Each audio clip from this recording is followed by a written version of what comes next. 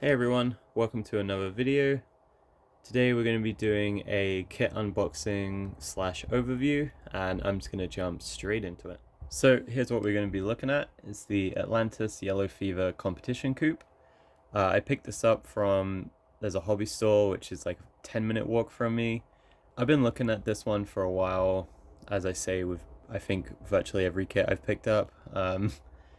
But yeah, I finally picked it up and I thought I'd just do a quick video. There's a couple things online about it, but not too much. So a bit of history on this kit. This is originally a Revell tool. Back in the 60s, they released the double drag, double car kits. I believe there was 3 of them. And in this book, which I've previously mentioned, they have a little section right here. You can pause to read it. Hopefully it's pretty clear. I am not the best at reading, so I'll just give you a zoom on the box art. Looks pretty cool. So this kit is part of the Keeler's Custom series. If you don't know who that is, it's referring to Jim Keeler, although I'm sure most people watching this are probably aware.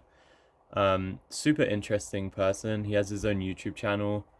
I'd recommend watching his videos if you're into the history of model kits or just modeling in general. He has a lot of really cool first-hand stories.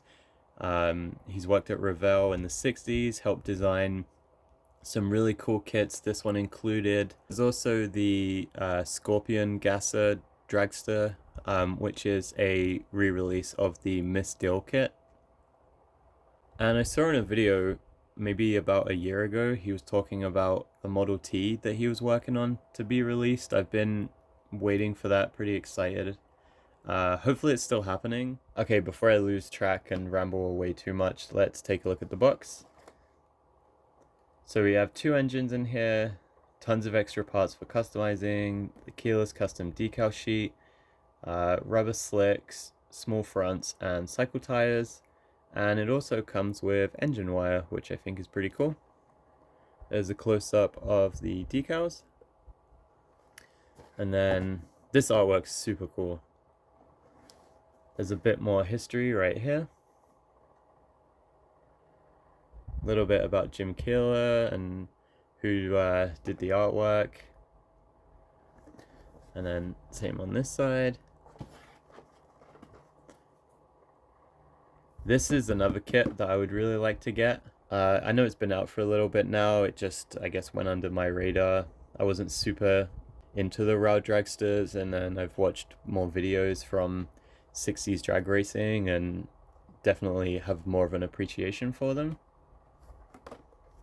So yeah, let's look inside.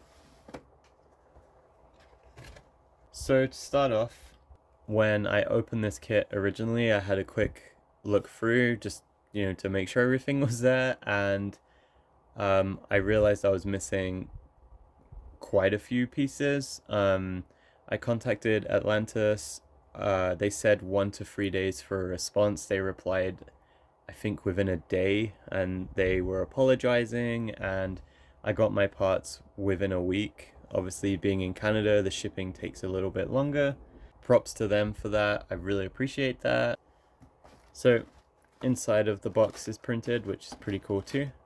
On this, I never realized that there's some more here without trying to spill everything.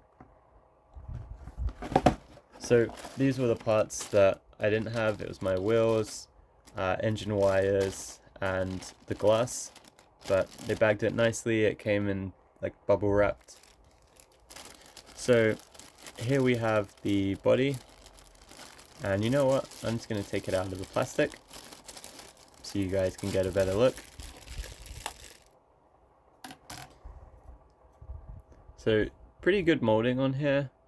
I guess considering the age of those molds, I'm not sure if this was a complete retool or just like a repress, I guess. I know AMT has a version of this kit too. I had built that, but that ended up just going in the junk drawer because it came out pretty bad. I believe this was part of a parts pack. Mine looks a little bit warped, but I don't think that'll be a problem with the wheels. I don't know if it's... Oh yeah, you can definitely see. So hopefully that doesn't cause any issues, and I know if you use some warm water, that usually helps. I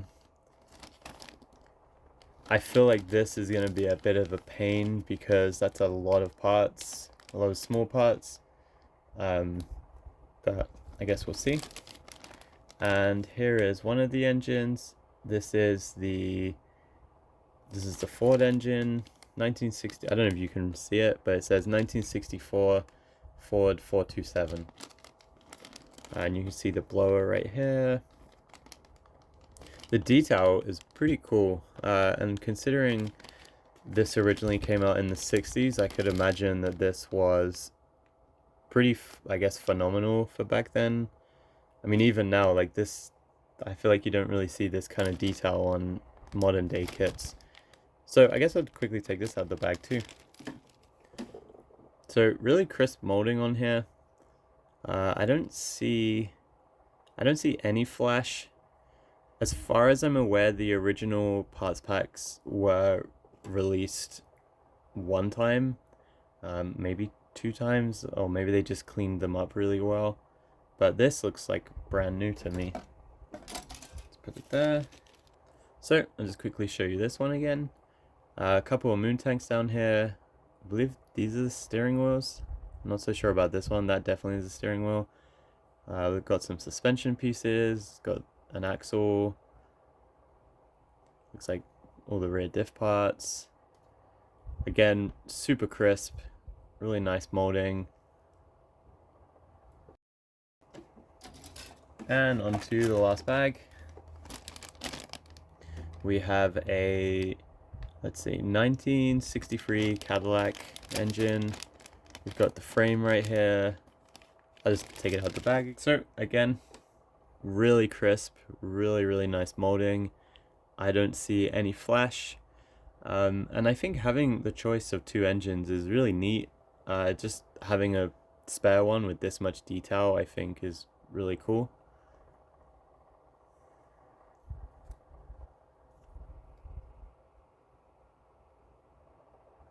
I mean, even here, again, like imagine being a kid in the 60s and seeing this with this much detail. And if I'm not mistaken, maybe someone will know the answer to this, but were these all chromed or did they all come unplated?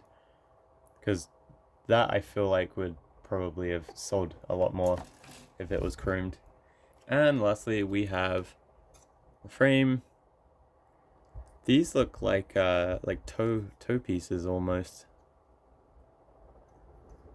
I guess this is part of the floor. I believe these are the door cards. Roll cage. Little bit of flash on these. These have, I guess, seen some use before. And then, let's see. Decal sheet. I thought the decals would be a little bit bigger, but then, I mean, the car's tiny, so I guess they work to scale. I don't entirely know if I'll use these. I don't know if I'll paint the car yellow. I have something in mind, but these are really crisp. I've used Atlantis decals when I did the 57 funny car, the Chevy, and they were really easy to use. They were super crisp. They laid down really nice, so I'm sure these will be the same. And then we come to the instructions. I'll just move this. And we can see those two engines.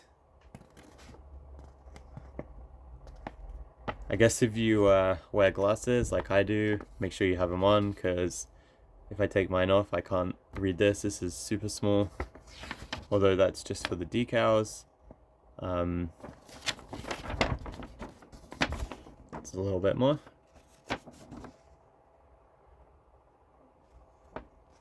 I do like the way that they tell you which tree it comes from.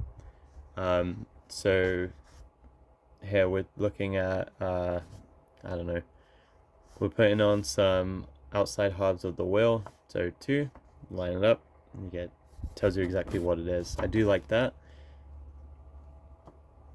It's that moon tank from earlier, so I guess there's one spare.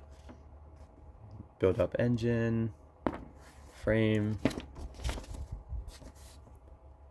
So, oh, there's that steering wheel. So I've heard a couple people say that this kit goes together well. It's just extremely fiddly, which can be kind of annoying, but I will let you guys know about that. It's quite a lot in the kit, considering it's build one of one ways, except with a different engine. So there'll be a video at some point. I'm really horrible at keeping on top of building, but there'll be a full review coming in the future, so keep an eye out for that. And yeah, thanks for watching as always. I appreciate all your comments, especially on my previous video. I had a ton of people message about the engines, so that was super cool. I learned a lot. So yeah, keep an eye out also for the touring tee video. That'll be coming up soon. It's a beautiful day today, so I've got no excuse not to build. And yeah, I will see you all in the next one.